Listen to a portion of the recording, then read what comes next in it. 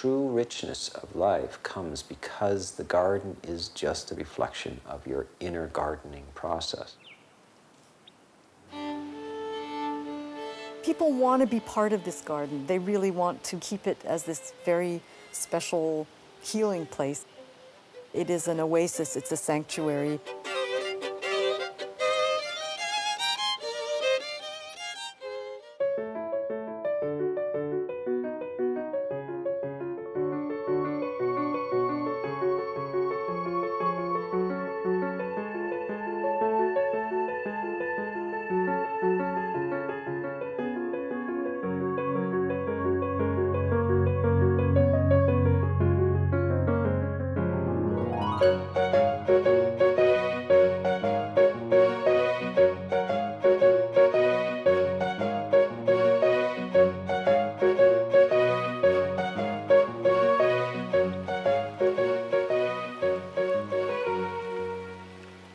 Gardens engage us on a deep spiritual level. Through their beauty and tranquility, they help us find peace and wellness within ourselves. The Toronto Music Garden is a unique place. It's the only garden we know of in the world that interprets a specific piece of music. In this case, it's the first suite for unaccompanied cello by J.S. Bach. Members of the violin family that don't maybe appear in the classical repertoire so much, such as the mandolin and also the Norwegian organ. The music garden came about through the cellist Yo-Yo Ma and the landscape architect Julie Moore-Messervy. They both felt that the suite suggested a garden to them with these very organic shapes.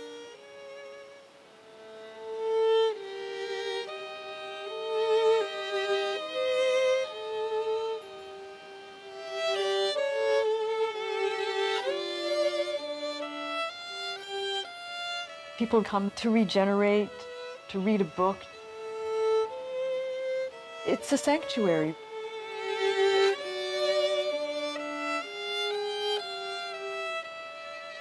It's an example of what cities could and should do. It's really an inspiration.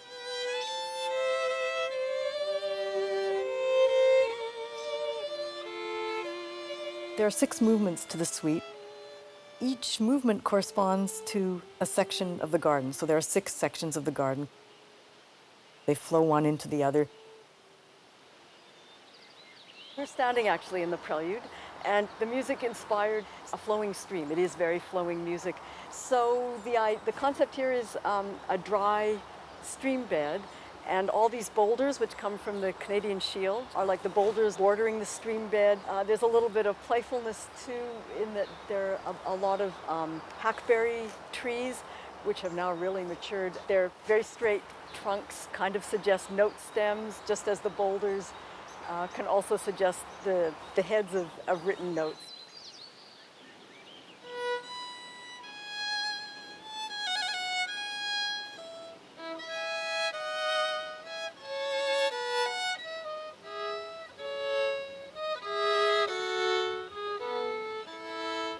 Cities really need things like this. It's an important part of our quality of life and health.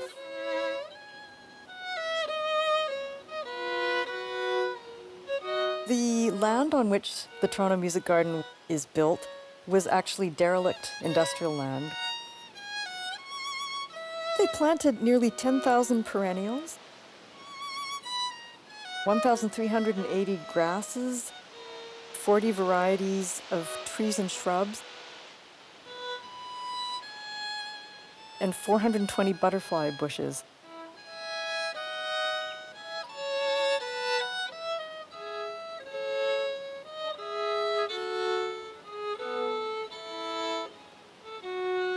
So its creation was part of that whole renewal.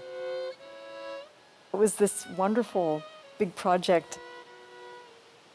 A Buddhist friend of mine loved the story because she said this image of turning something contaminated into a beautiful, thriving, health-giving garden is a very Buddhist kind of image.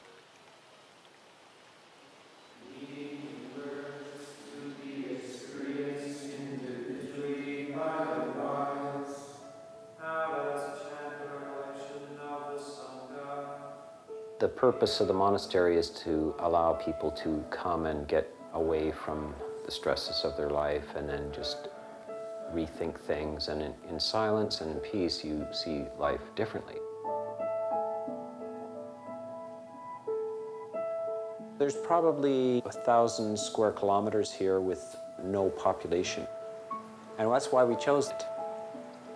This place is off-grid. This actually was a stumpy clear cut. And we decided not to replant it, but to allow it to grow back naturally and to just be patient. It's a slow growth here.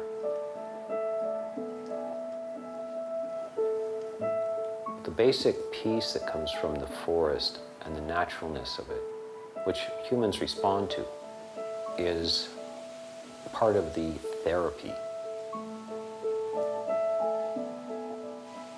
Hopefully, one arrives at a state where you're bathing in peace itself. This is the benefit of the forest garden.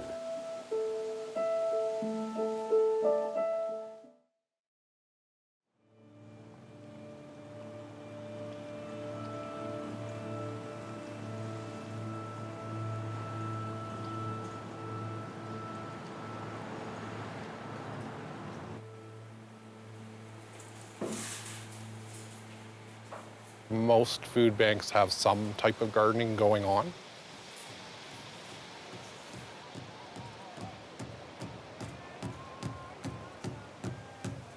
Prince Albert is a city with a vibrant Aboriginal population.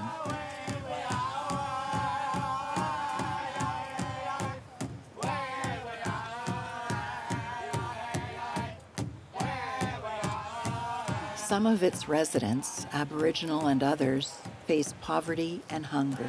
However, community leaders have created a variety of innovative garden projects to fight poverty and enrich lives, including a garden on remediated industrial land. More and more people are becoming involved, and that's what we prayed for. That it'd be a place for community to come to gather, to share in Mother Earth and its bounty. I think what we're doing here is we're honoring that way of life. The whole concept of healing. We have a very stratified community. There's lots of folks that are working 2-3 jobs. We found once we started doing the garden, it was a unifying type of project. So there's definitely a lot of healing that goes on. See bright things and different things, and they like Working with the elders is a huge piece of that. A lot of the youth that we work with, they don't have a lot at home. And so it's outside, it's fresh air. We do little walks, so we get a little bit of exercise, we're learning, and they just open up. Hi, my girl. It's an amazing project, teaching the kids about the composting, to looking after something and nurturing it. And we've got the sacred circle over there with the sage, and we can teach kids about the medicine. This is a traditional spiral. It's like a medicine wheel. And there's the different medicines we have here. We have wild strawberries, sage, different plants all the way around that were sacred to Aboriginal people.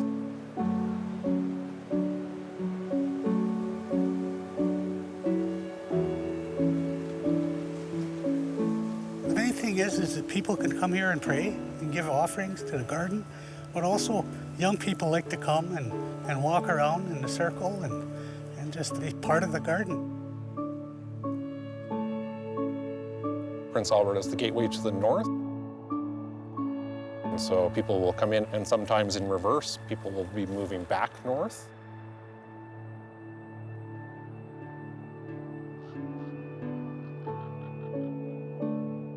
We want to do more community garden efforts in the north.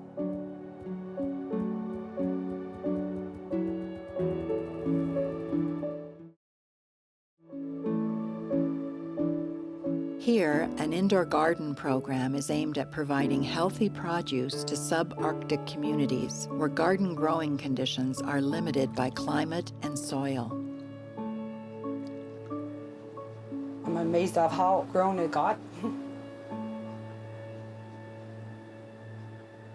It saves money though, because vegetables at the store, they're expensive.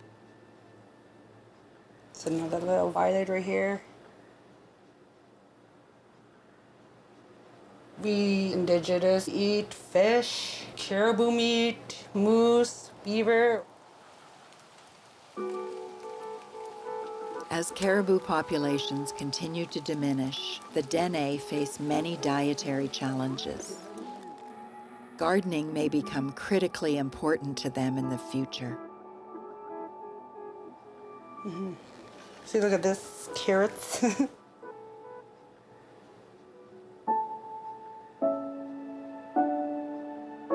Put compost inside here. I just put bread, vegetables, eggshells. See, there's water right here. The compost will fall under. I rotate it just for the light. Since I started this, I quit smoking. Well, I tried different ways to quit smoking, but I couldn't, so now I have.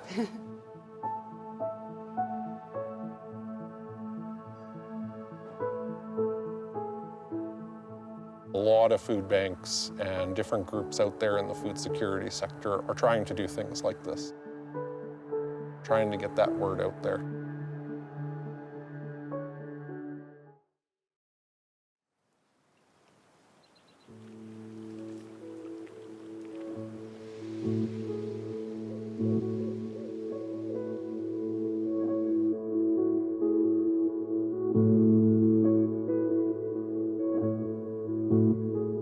The garden is not something separate from you. The garden is a cooperative endeavor. You are cultivating yourself like a garden.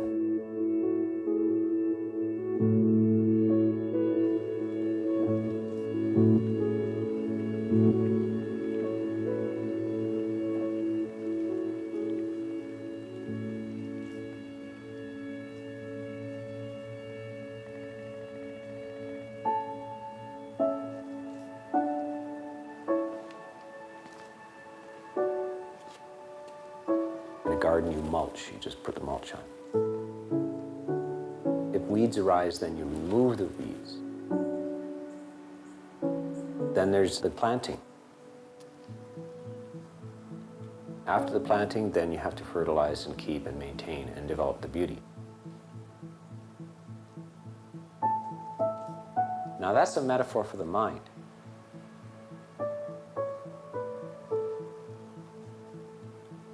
So this is what we call in Buddhism a right effort.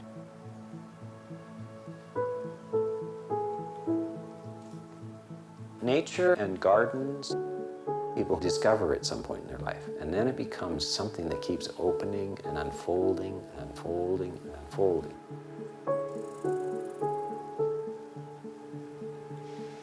When new illuminating information comes in, the mind, like the lotus, opens. It responds to light and sunshine. The entire practice of the cultivation of the mind is an agricultural practice. It is growing crops.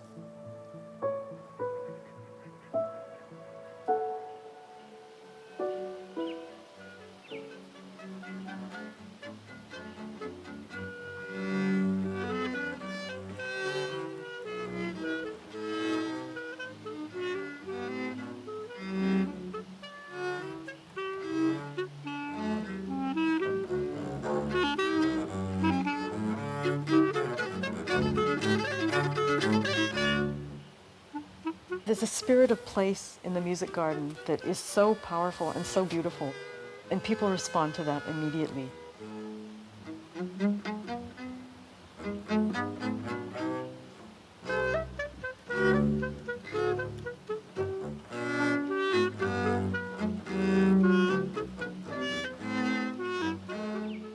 it's kind of a safe space. Every concert creates a temporary community of strangers. And the more diverse that group is, the more powerful that community is.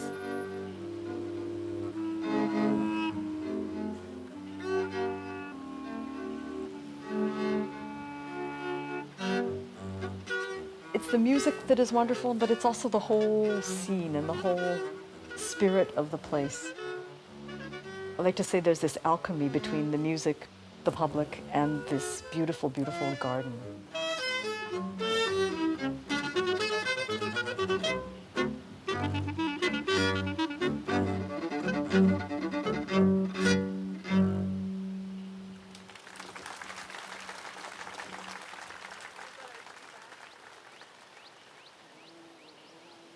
The landscape architect imagined a wildflower meadow. So there's all these flowers that attract birds, butterflies, and bees.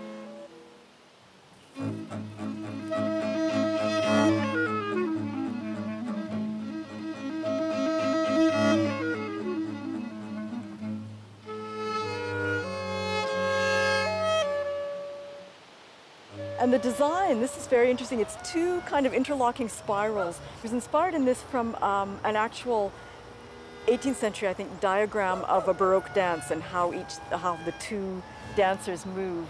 So it's a really delightful, joyous part of the garden, and it culminates in, as I said, the highest point of the garden with this kind of maypole, wrought iron maypole, which gives a really good focal point for the garden. Every part of the garden is wheelchair accessible. It's all organically integrated into the artistry of the garden.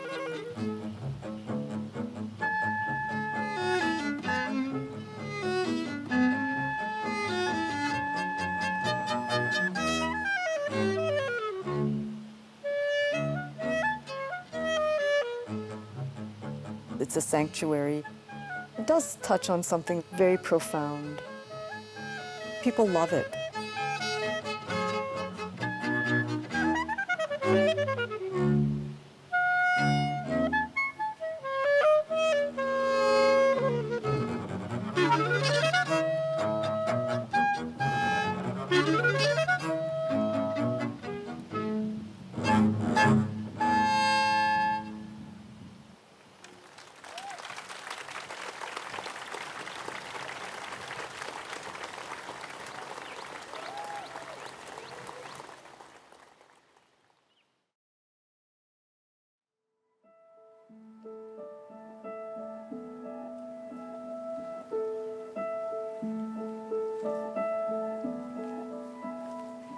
You can't see it and you can't hear it, but the feel of the air and the smell of this forest, just as good as it gets. What do you really need?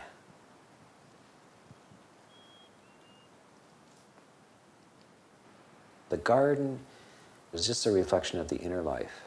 And that's where true richness comes, because the garden is just an external reflection of your inner gardening process.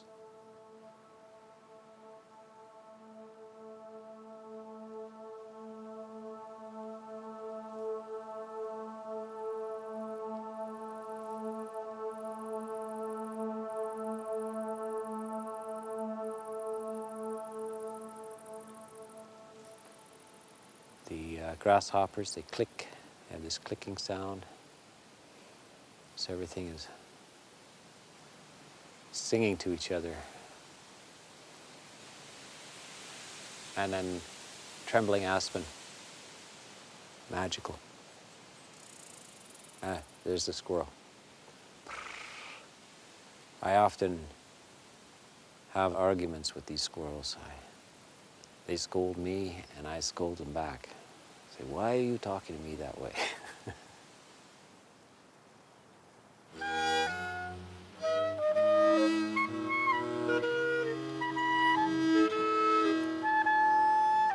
The music garden really is an oasis.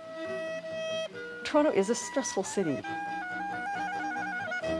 When the light is beautiful and the air is nice, you never know when it's really going to happen, but it's unmistakable. This creates moments of utopia for me.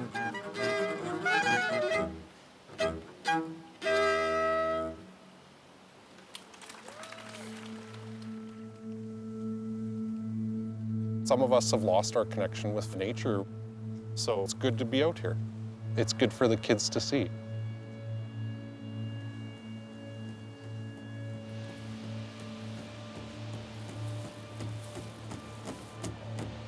The second full year, we're starting to see some things bounce back. You know, things are turning around.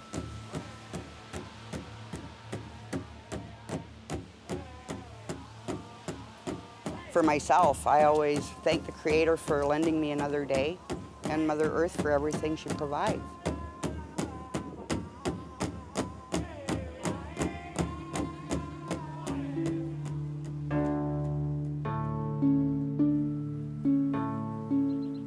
Our own inner life needs delicate handling. If it's not cultivated and nurtured, it won't produce its beauty. Whether gardeners do understand this, it is about the nature of the possibility of the inner life.